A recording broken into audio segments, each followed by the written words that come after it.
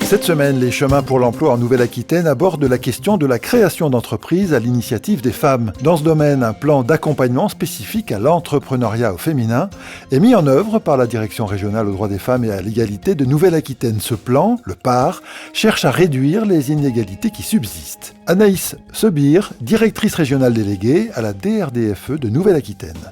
Vous savez, il existe encore de nombreuses inégalités qui se manifestent sous des formes très variées. La concentration des femmes dans quelques filières professionnelles, des écarts de rémunération qui sont toujours très importants. En Nouvelle-Aquitaine, on a un écart de rémunération moyenne de 20% entre les femmes et les hommes.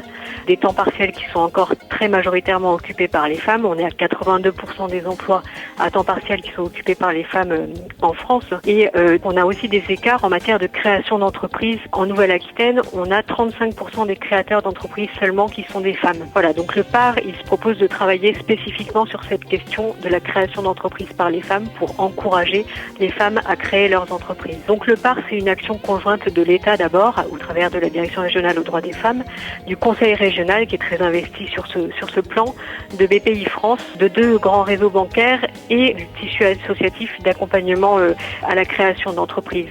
Donc aujourd'hui, on a 100 partenaires associatifs qui sont investis dans cette politique publique au niveau de la Nouvelle-Aquitaine. Je peux vous en citer quelques-uns. Par exemple, si on part du sud au nord, vous avez une Andere Naya, qui est un collectif d'accompagnement de femmes entrepreneurs en Pays Basque et dans le sud de la Nouvelle-Aquitaine.